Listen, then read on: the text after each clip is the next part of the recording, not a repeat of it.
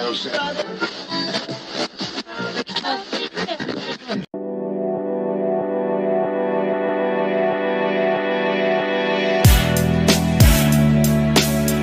bien, salut tout le monde et re-bienvenue dans un nouvel épisode du podcast Viens-tu jaser, la saison 2. Vous le savez, vous commencez à être habitués. Vous pouvez voir qu'on est encore dans le même décor en direct des studios Big Green situés à Vaudreuil-Dorion, qui est un de nos partenaires. Donc, on a aubureau.co qui nous aide à travailler en toute tranquillité sur nos projets.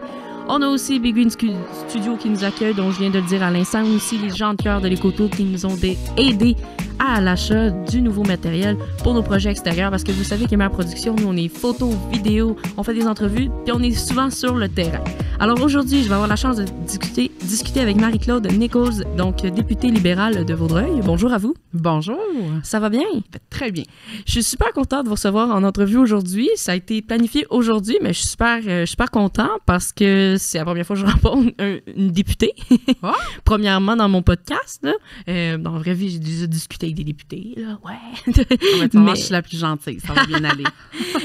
Ben justement, je sais qu'on n'a pas beaucoup de temps. Je vais faire ça rapidement, mais dans les mêmes règles de l'art que nos précédents épisodes. Donc, je vais commencer. Depuis quand êtes-vous passionné du domaine de tout ce qui est politique? Ben, moi, je viens d'une famille quand même assez politisée. Ma mère, elle a été secrétaire du ministre Cournoyer sous le gouvernement Bourassa. Fait qu'on a toujours parlé de politique à la maison. Mais impliquée activement en politique, j'ai commencé dans le municipal en 2009. J'ai fait deux mandats au municipal, un mandat comme préfète de la MRC Vaudreuil-Soulanges, puis 2 mandats au provincial. Pardon, j'ai peut-être mon cellulaire. Bon, on continue. Donc, justement, là, vous êtes dans le Parti libéral.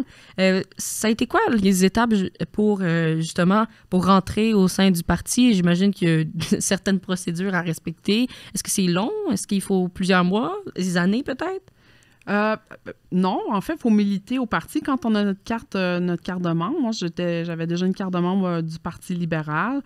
Donc, je recevais les courriels, je suivais un peu ce qui se passait dans ma région parce qu'il y a l'Association libérale de Vaudreuil. Mon prédécesseur, c'était M. Yvon Marcoux. Puis avant M. Marcoux, il y a eu Daniel Johnson. Fait que je suivais ce qui se passait au niveau provincial dans le comté de Vaudreuil. OK.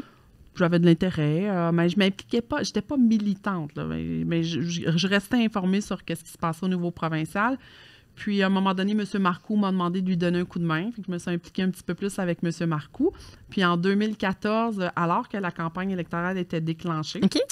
M. Marcoux, c'est Mme Marois qui avait déclenché la campagne électorale parce qu'avant, c'était pas à date fixe, là, fait que ça avait été déclenché subitement. Puis, M. Marcoux avait décidé qu'il ne se représentait pas.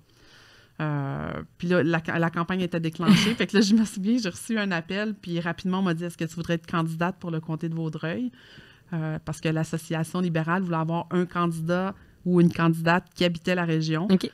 Donc, il a fallu que je prenne une décision rapidement. Ils m'ont donné 48 heures pour prendre, même pas 24 heures pour prendre la décision. Puis je pense qu'en 48 heures, les photos étaient prises, les pancartes étaient faites. Wow. Puis à ce moment-là, j'étais mairesse. Fait que j'étais déjà un peu impliquée là, en politique, mais plus municipale. OK. Puis, depuis quand, justement, exercez-vous ce métier? Puis, j'imagine qu'il y a certains défis qui viennent avec ça. C'est quoi les défis que vous avez eu à confronter et que vous avez encore et que vous devez on va utiliser un autre mot, que vous devez surpasser, devrais-je dire. Ouais, ça m'arrive tellement souvent, moi aussi, de m'enfarger dans mes mots. Fait que, il y en a beaucoup de défis, mais je dirais que le premier défi, moi, je pratiquais déjà, je suis avocate de formation, puis je pratiquais déjà dans la région. J'avais des jeunes enfants avant de faire le saut en politique municipale. Fait que la politique municipale, on revient encore coucher à la maison, on travaille dans la région. Fait que ça me permettait de faire un peu des deux, être mairesse, mais encore pratiquer le droit.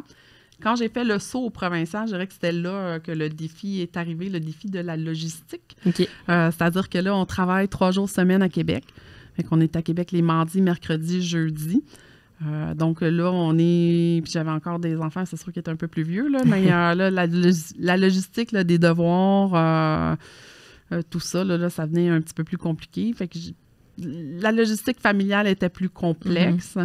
Mais avec la collaboration là, de l'ensemble de la famille, ça a quand même super bien été. Donc, beaucoup de trajets entre les journées parce que, on va se dire, c'est quoi, 2-3 heures Québec d'ici, là, avec le trafic? 3h15, c'est 315 km, 3h15. Wow. Donc, la route, c'est pas la plus fun à regarder en s'en allant vers Québec aussi? Oui, mais l'hiver, l'été, c'est le fun. Souvent, on retourne les appels. Moi, souvent, j'en profite pour retourner là, tous les appels. Je suis toute seule en auto. J'ai essayé les transports en commun. Là. J'ai essayé de prendre le train, mais c'est un petit peu complexe, les horaires de train. Puis avec les enfants aussi, là, des fois, il faut revenir plus rapidement que prévu ou il y a un imprévu, puis il faut revenir. Fait que les horaires de train, c'était embêtant. Mais en voiture, c'est la façon qui me convient le mieux. Je peux faire du covoiturage, tant mieux. Mais je suis la seule députée de Vaudreuil. Là, fait que je pars toute seule de Vaudreuil. Je fais pas de covoiturage. Mais c'est 3h15, retourner des appels. Souvent aussi à parler avec le bureau, coordonner des activités le week-end, la semaine d'après. Donc, on prend ce temps-là, on est efficace. Donc, dans le fond, pendant le trajet, on en profite pour travailler aussi. Oui, l'efficience.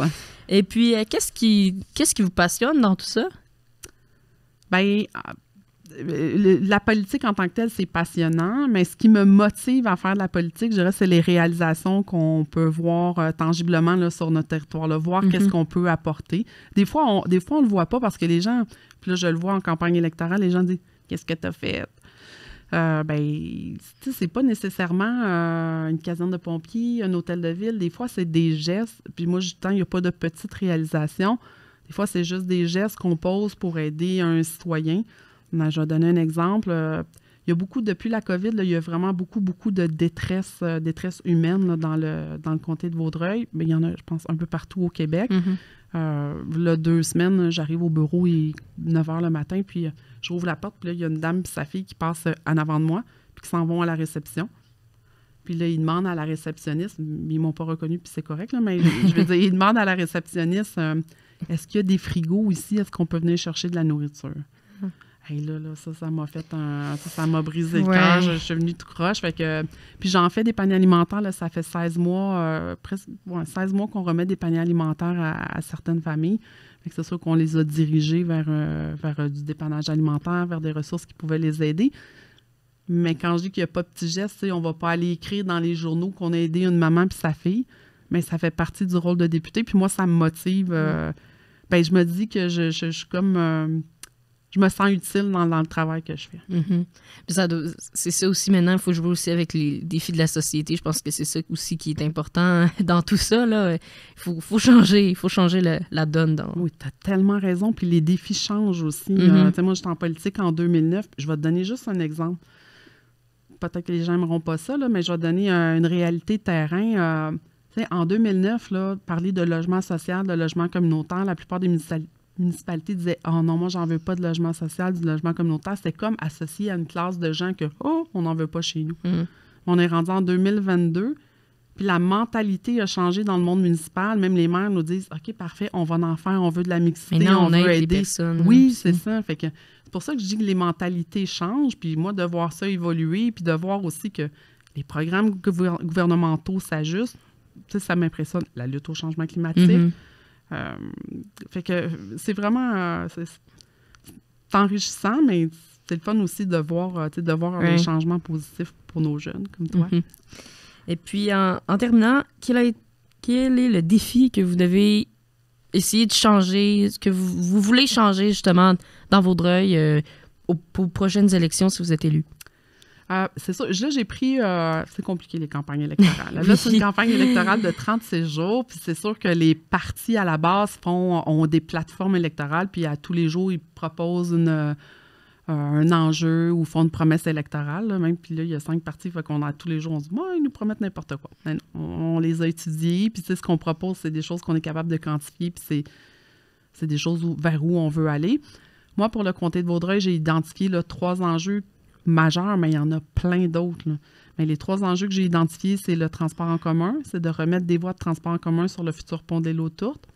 Le deuxième, c'est d'avoir un centre d'études collégiales dans le comté de Vaudreuil-Soulanges, dans le comté de Vaudreuil et Soulanges, parce qu'on est en explosion démographique, puis nos jeunes vont étudier à l'extérieur. Puis le troisième, c'est les infrastructures sportives. et culturelles, là, ça prend des infrastructures sportives et culturelles.